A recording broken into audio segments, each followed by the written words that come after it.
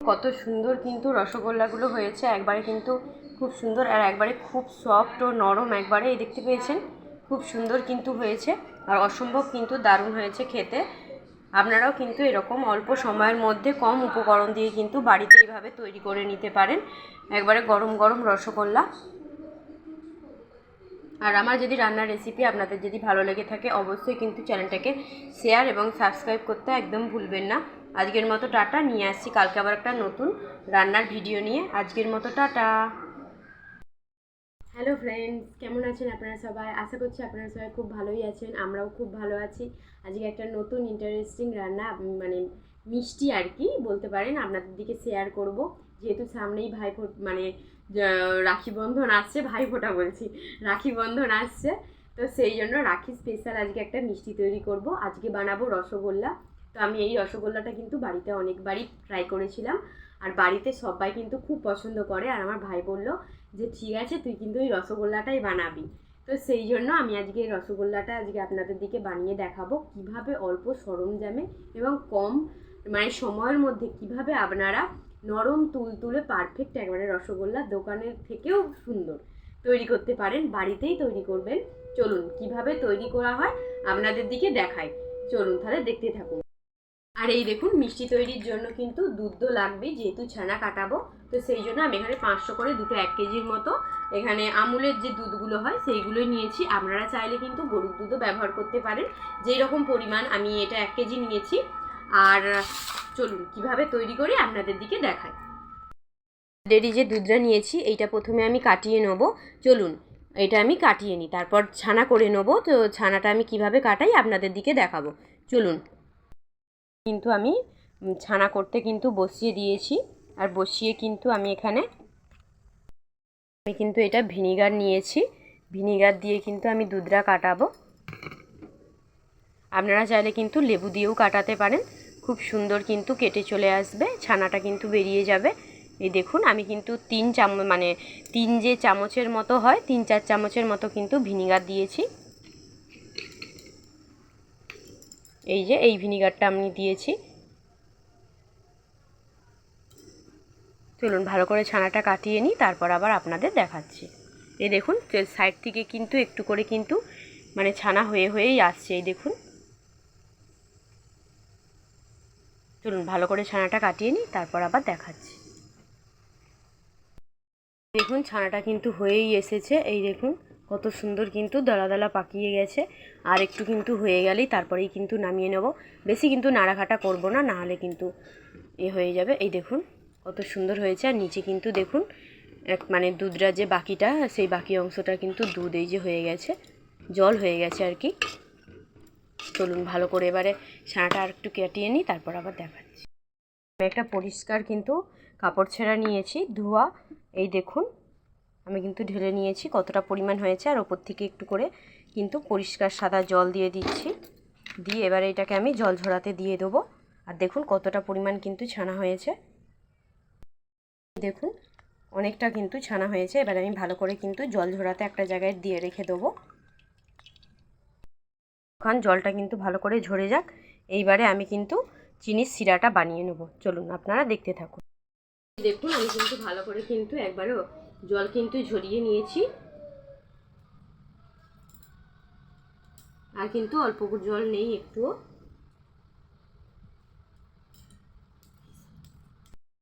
আমি কিন্তু ভালো করে কিন্তু জল একবারে শুকিয়ে নিই, মানে ঝরে গেছে কিন্তু, এরকম করে আমি ঝুলিয়ে রেখেছিলাম। এবারে দেখি কতটা হয়েছে। ভালো করে কিন্তু জলটাকে আগে ঝরিয়ে নেবেন। এই দেখুন এতটা হয়েছে, নাহলে কিন্তু ভালো করে কিন্তু মিশবে না। এই দেখুন, আর এর মধ্যে এবারে এই দেখুন এর মধ্যে দিয়ে দেবো একবারে অল্প পরিমাণ কিন্তু ময়দা, দিয়ে কিন্তু ভালো করে এবারে মাখিয়ে নেব এইভাবে করে।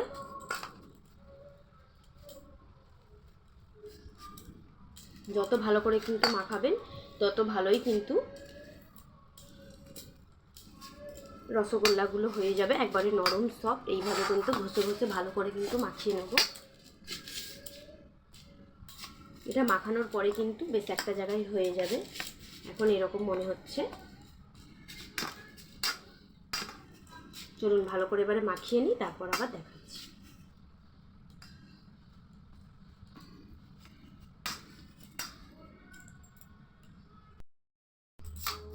এই দেখুন আমি প্রায় কিন্তু 15 থেকে 20 মিনিটের মতো ভালো করে কিন্তু মাখিয়েছি।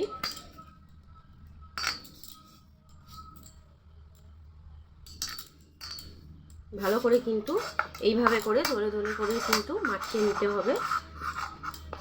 তাহলে কিন্তু যত ভালো করে মাখাবেন তবেই কিন্তু ভালো করে কিন্তু রসগোল্লাটা ফুলবে এবং নরম ও তলতলে তুলতুলে হবে। এই যে দেখুন সাইডের দিকে যে মানে ছেড়ে ছেড়ে আছে, এগুলো কিন্তু সব এক জায়গাতে হয়ে যাবে। আপনারা কিন্তু মাখাতে মাখাতেই বুঝতে পারবেন যে ছানাটা কত সুন্দর একটা বেশ নরম হয়ে আসবে।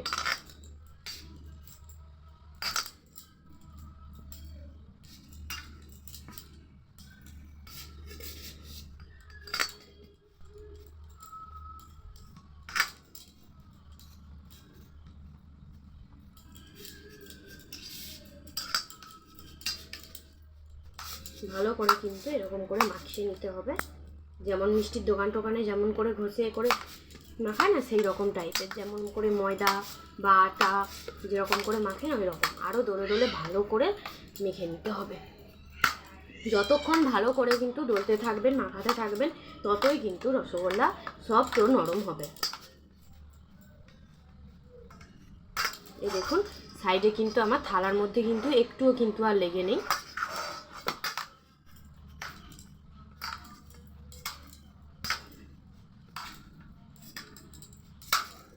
আর একবারে কিন্তু সফট হয়ে গেছে ছানাটা, একবারে নরম হয়ে গেছে তুলতুলে একবারে।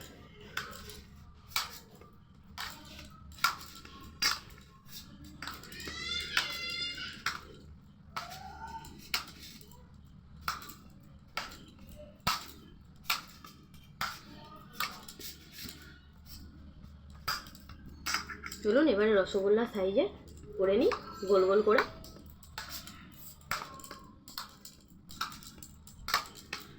এই দেখুন কত সুন্দর কিন্তু মাখানো হয়ে গেছে। চলুন এবারে এক এক করে আমি কিন্তু রসগোল্লা সাইজের মতো করে নেব। রসগোল্লা সাইজে করার জন্য আমি কিন্তু হাতে একটু পরিমাণ কিন্তু ঘি নিয়ে নিয়েছি, যাতে করে কি ভালো ভাব কিন্তু রসগোল্লার গোল যে সাইজগুলো সেই সাইজগুলো কিন্তু ভালো ভাব কিন্তু হয়ে যায়। এই দেখুন এইভাবে করে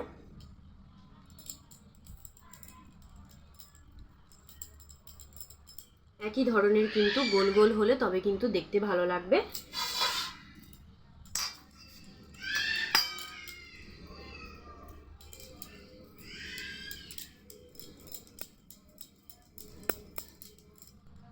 এই দেখুন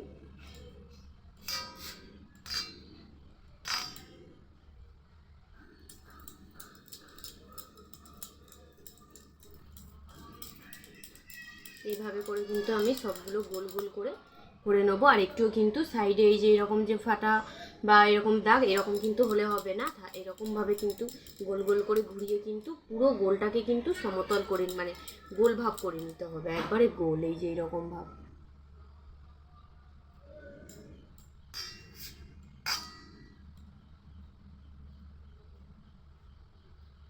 এভাবে চেপে চেপে প্রথমে একটু গোল করে নিতে হবে, তারপরে এভাবে করে গোলের একটা শেপ দিয়ে দেবো, তাহলে কিন্তু ভালো করে কিন্তু গোলগুলো আসবে।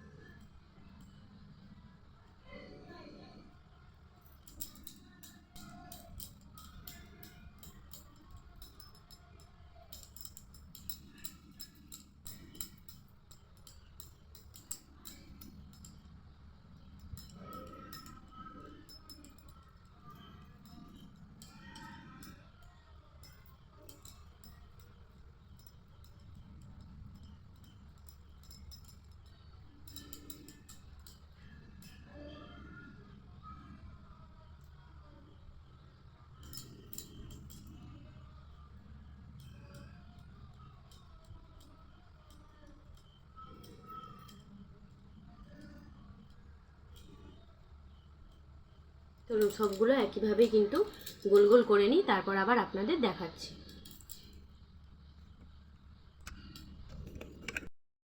এই দেখুন একে একে কিন্তু কত সুন্দর সবগুলো কিন্তু তৈরি করে নিচ্ছি।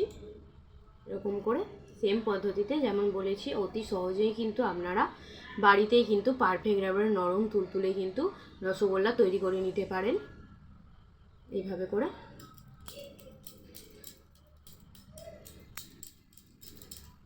এগুলো এরকম ছোট ছোট, কিন্তু পরে কিন্তু রসে যখন ডোবাবো অনেক বড় বড় হয়ে যাবে, আপনারা দেখতে থাকুন।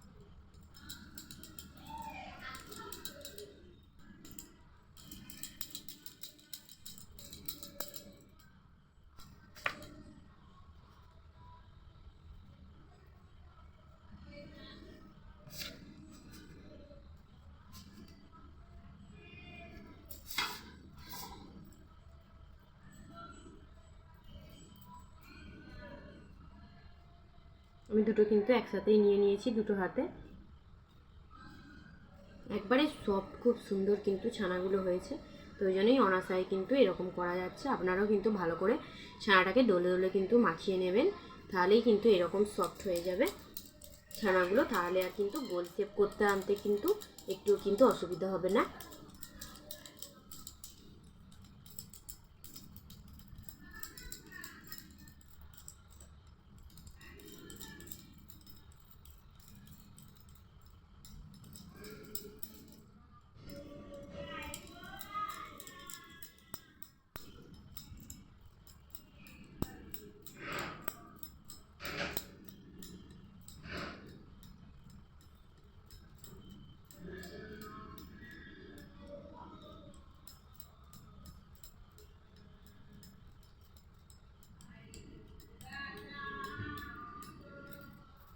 এই দেখুন একে একে কিন্তু আমার সব মিষ্টি কিন্তু তৈরি হয়ে গেছে। চলুন এবারে পরের স্টেপে কি তৈরি করি আপনারা দেখতে থাকুন। বড় মানে বাটির হচ্ছে চিনি নিয়ে নিয়েছি 1 বাটির মতো। চলুন এবারে পরিমাণ মতো, আর এপাশে আমি গ্যাসও জ্বালিয়ে দিয়েছি। চলুন এইবারে জল দিয়ে দেবো পরিমাণ মতো।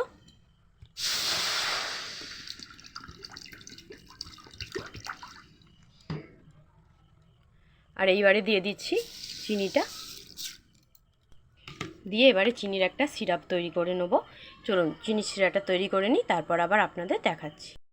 সিরাপটা তৈরির জন্য আমি এখানে 1 বাটি মতো যে চিনি নিয়েছিলাম সেটাকে এইভাবে গুলিয়ে ভালো করে কিন্তু একটা আঠালো মতন কিন্তু রস তৈরি করে নেব। চলুন এবারে তৈরি করে নিই, তারপর আবার আপনাদের দেখাচ্ছি। উঠেছে, এইবারে আমি বানিয়ে রাখা যে রসগোল্লা ছানার যে গোলগুলো সেইগুলো কিন্তু একে একে করে দিয়ে দিচ্ছি।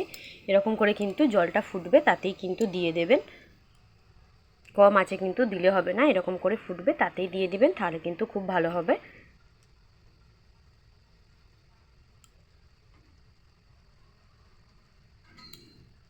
এবারে কিন্তু ঢাকা দিয়ে দেবো, ভালো করে এটা ফুটে, তারপর আবার আপনাদের দেখাচ্ছি।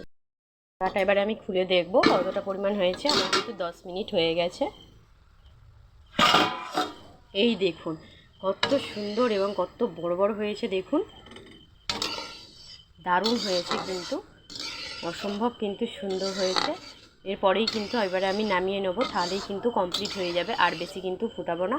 আর দেখুন কত ছোট্ট ছোট্ট ছিল, আর দেখুন কেমন হয়েছে সাইজটা, একবারে বড় বড়, একবারে দেখুন কত সুন্দর। প্রত্যেকটা মিষ্টি কিন্তু কত খুব সুন্দর কিন্তু হয়েছে। এভাবেও আপনারা কিন্তু বাড়িতে চটজলদি কিন্তু বানিয়ে নিতে পারেন। রাখি স্পেশাল রসগোল্লা।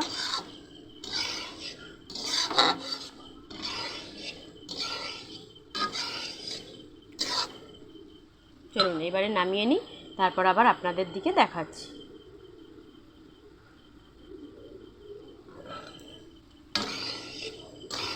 আর চিনির রসটাও দেখুন কত কিন্তু মোটা হয়ে গিয়েছে।